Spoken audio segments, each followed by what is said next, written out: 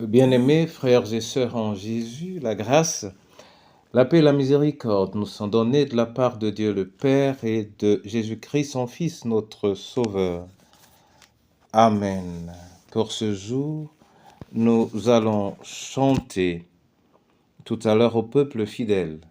Et notre texte de méditation sera Matthieu, chapitre 5 et le verset 5.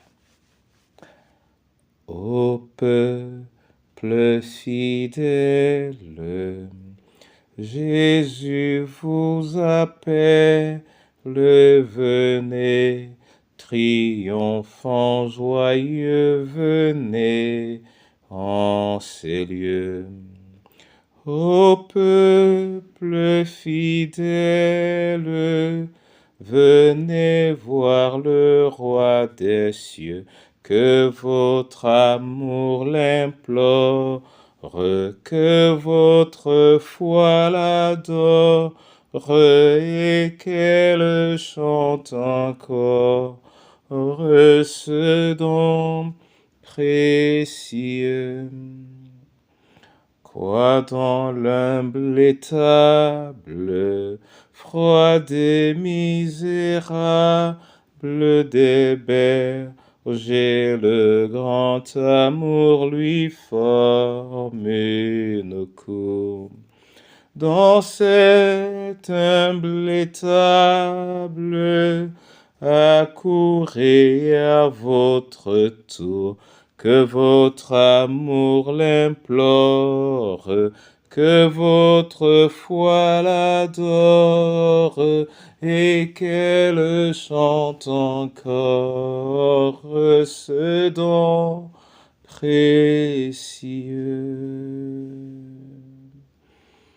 Sois béni, Seigneur, dans ton amour. Que ta parole nous vivifie au nom de Jésus-Christ. Amen. Matthieu 5, verset 5, là il est écrit « Heureux les débonnaires, car ils hériteront la terre. » Amen. Les débonnaires ici sont des personnes douces, des personnes humbles, des personnes qui n'ont aucune trace d'agressivité.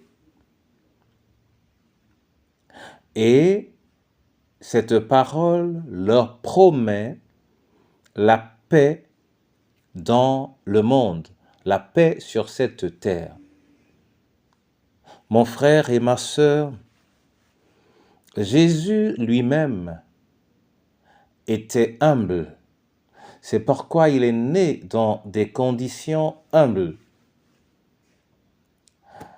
Il a également particulièrement été annoncé à travers les mages aux bergers, qui représentent également une catégorie sociale de personnes simples. Quoi qu'il soit venu pour un rôle aussi éminent, c'est d'abord à ces personnes. Et c'est peut-être également l'image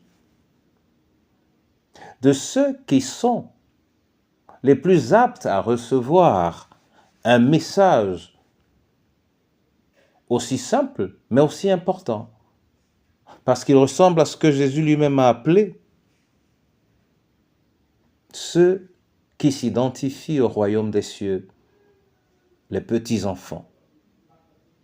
Contrairement au souverain sacrificateur, à Hérode, qui aurait dû être les premiers récepteurs d'un message aussi important dans le destin spirituel du peuple, mais qui, malheureusement, ne pouvait point s'en réjouir en voyant les intérêts qu'ils ont appris à cultiver dans l'enceinte divine, leurs propres intérêts, et ils ne sont pas prêts à les perdre.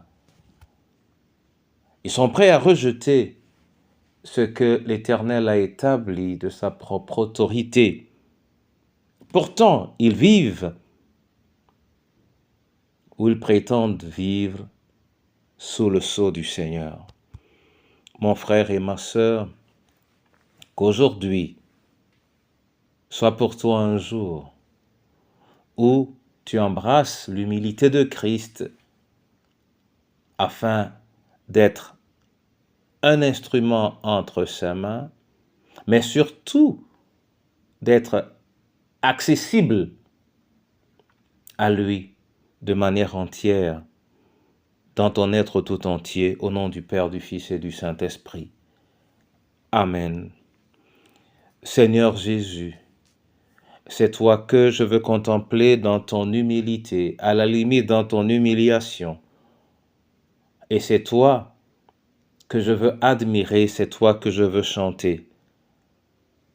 Je veux épouser ton humilité, Seigneur.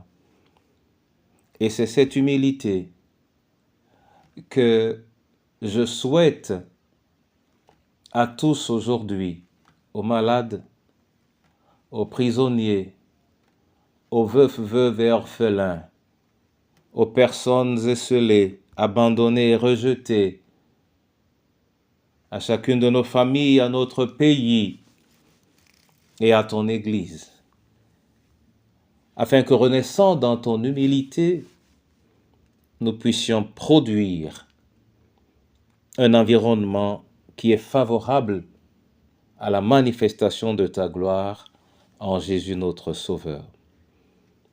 Amen.